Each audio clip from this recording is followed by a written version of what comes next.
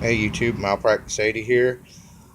In today's video, I'm going over items to avoid from UST and why I advise against getting them. First item is what they call the survival card. Has a little knife edge, saw edge. They say it's oxygen wrench, a bottle opener. I'm still not sure. Somebody please explain why everything in survival kits have to have bottle openers. It's not like I'm going to find a bottle of Bud Light in the woods. It's got the wrench set and a smaller wrench set for socket,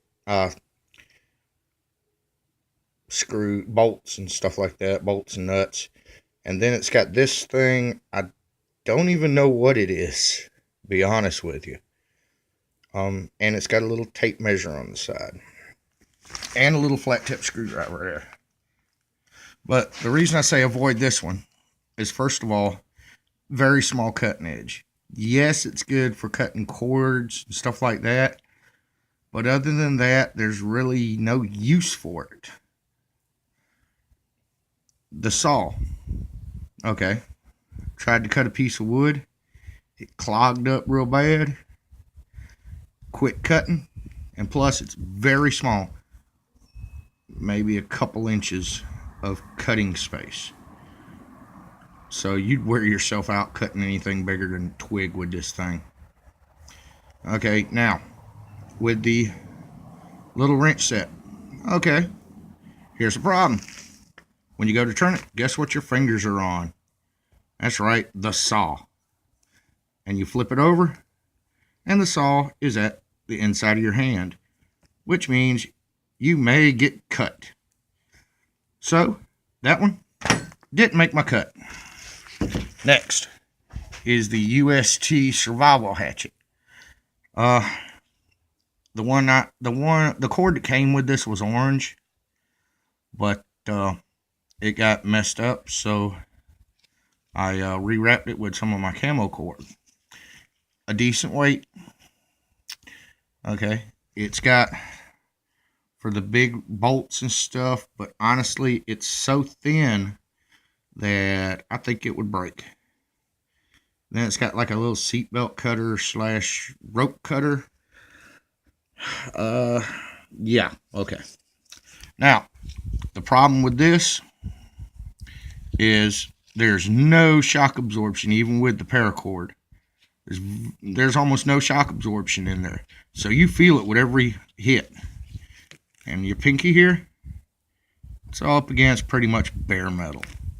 Okay. So unless you cut it holding this way, but then this finger will be up against bare metal.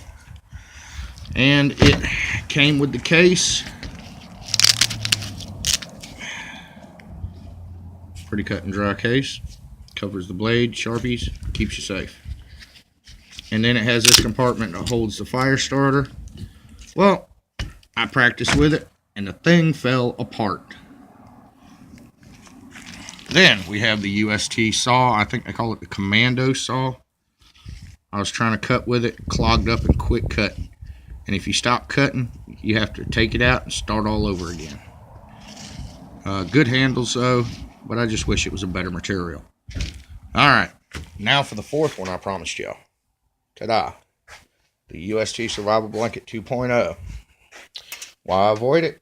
Well, I was going to make it into a shelter until this happened.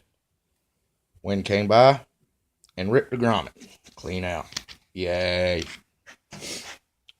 It does keep you warm though, so if you're going to use it for anything, blanket or ground cloth. Okay, also right here is from just being folded up for a few months. Unraveled it and it was torn. Like I said, it still keeps you warmer than the little flimsy $2 space blankets, but it's still terrible because it's plastic. Oh, there we go. See?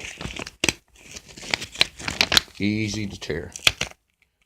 Hard one-handed, but easy to tear.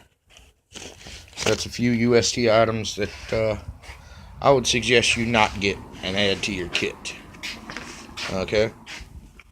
However, this hatchet, I think with a different handle it'll be good. Maybe like a rubber coating over it might be better. But I don't know. Still cuts good, even though it's lightweight. But this is Malpractice 80.